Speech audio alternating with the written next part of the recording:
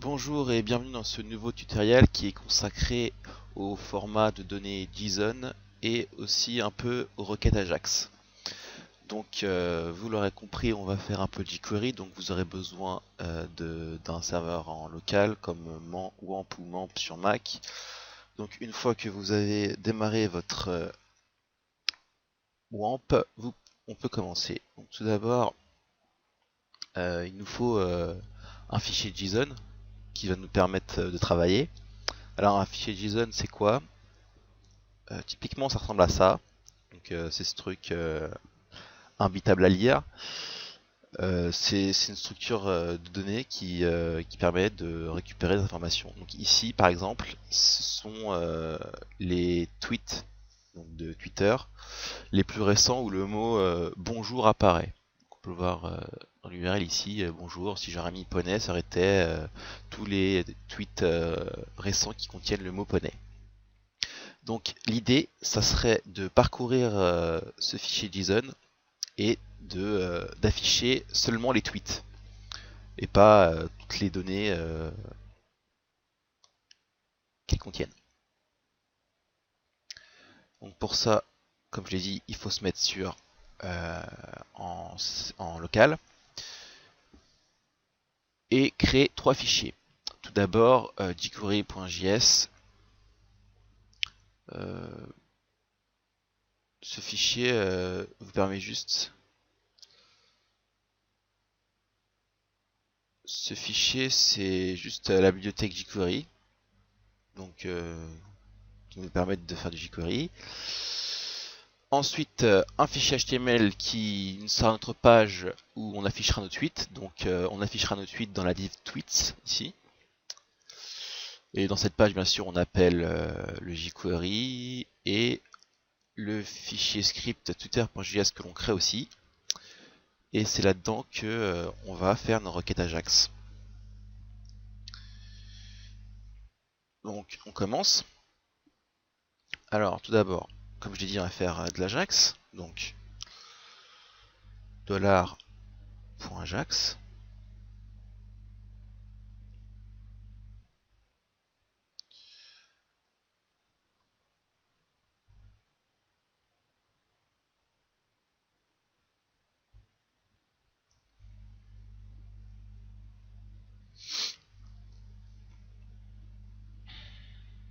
Requête Ajax, c'est avec un URL.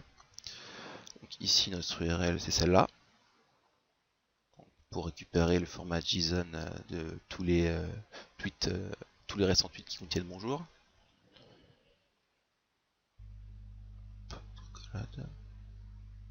Entre guillemets plutôt. Ensuite, on donne le type. Donc ici, c'est JSON. C'est JSON-P. Et après, on doit gérer les deux cas où si la requête est la requête Ajax est success ou error. Donc success.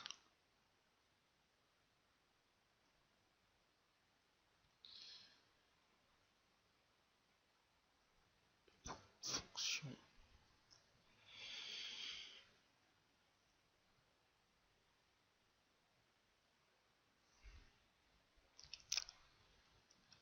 Et error.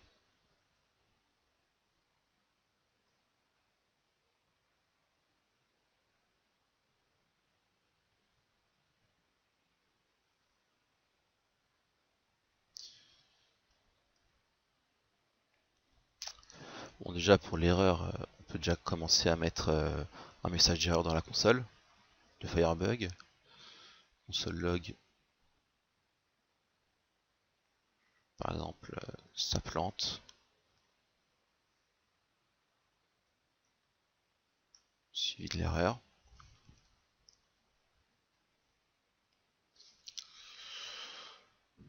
Et après, pour le success, il nous faut créer des fonctions. Mais on peut quand même mettre comme en dessous un console log.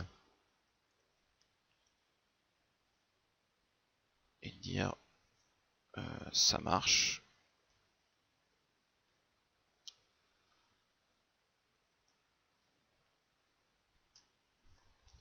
Voilà. On a fait notre quête Ajax, il nous manque juste bien sûr qu'il fasse quelque chose en cas de succès, parce que pour l'instant tout ce qu'il fait c'est quand ça marche, il affiche dans la console ça marche, donc c'est pas très intéressant pour le moment. Donc pour ça on va créer deux fonctions. Une fonction qu'on appellera parseJSON qui va nous permettre de parcourir le format JSON, et une fonction qu'on va appeler createHTML qui va nous permettre donc d'afficher les tweets. Alors, on commence. Parse JSON fonction. On va pouvoir mettre data.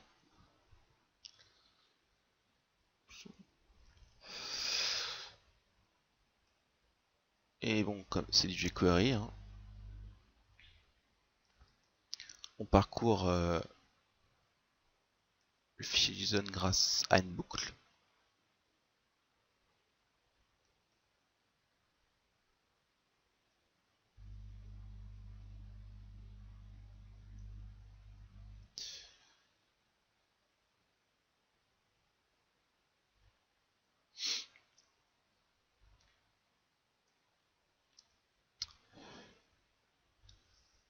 Et l'idée, bien sûr, c'est que à chaque fois, à chaque itération, donc à chaque fois qu'on change d'élément du format JSON, qu'on rentre dans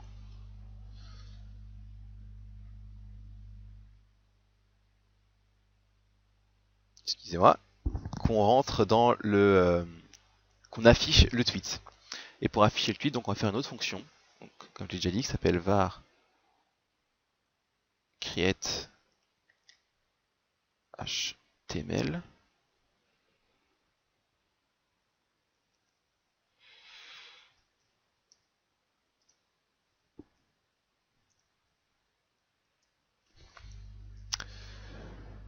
Donc, comment récupérer le tweet?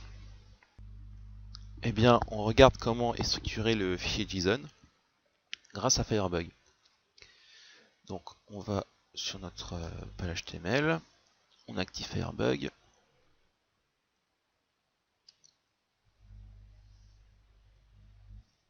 Voilà. Donc ici, on voit que notre console log marche. Ici, ça correspond à ça marche. On va sur l'objet. On voit dans les results, il y en a 15. Résulte une sorte de tableau avec donc 15 éléments. Et dans ces éléments, le tweet est stocké dans l'attribut texte. Ici, vous voyez, Tristan Villers, bonjour, je suis graphiste freelance, patati patata. Donc, le but serait d'afficher seulement cet attribut texte. Donc, on revient sur notre script.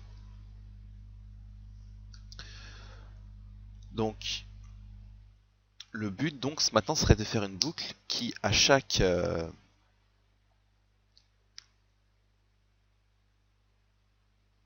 itération, affiche un tweet.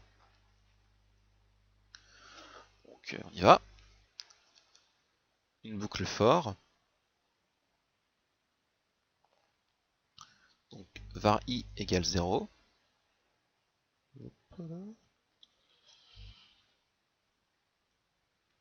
Et tant que i est inférieur à élément point results point length, faire i++.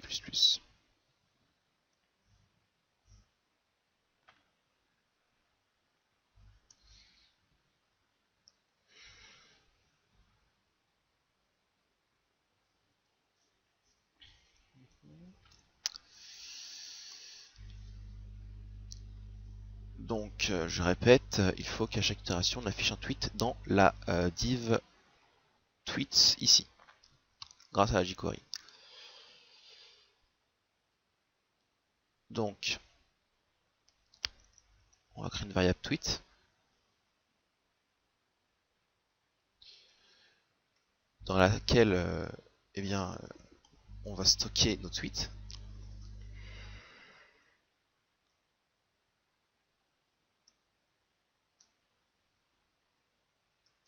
Donc dans des balises P.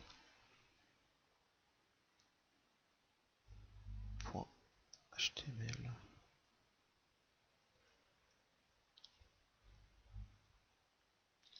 Et donc là, on va chercher notre attribut texte dans le fichier JSON.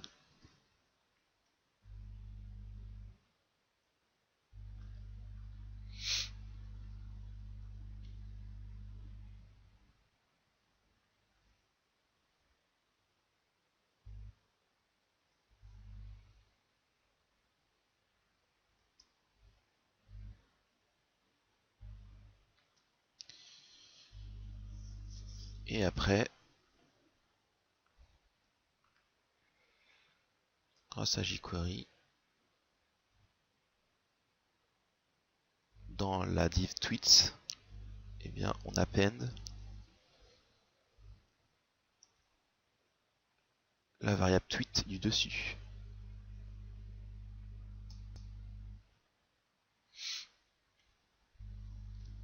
Donc, je récapitule. Ici, create.html, c'est une boucle for qui, tant que i est inférieur à la longueur du tableau de results, donc tableau result, je rappelle pour ceux qui ne suivent pas que c'est ça. Donc ici, donc le length de result, ça serait 15, parce qu'il y a 15 éléments, de 0 à 14. Et à chaque itération, donc, il va créer une variable tweet dans laquelle il stocke dans une balise P le tweet. Et à une suivante ici, on append cette balise P dans la div tweets. Donc maintenant qu'on a notre fonction create.html, on peut l'utiliser ici.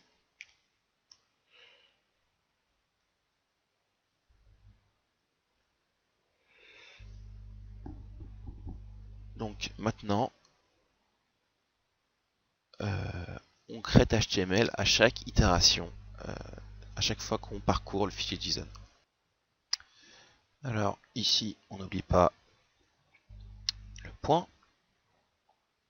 Et bien sûr, on n'oublie pas donc dans la requête Ajax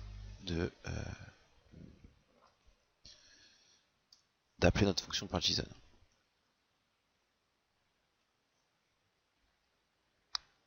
Donc on teste.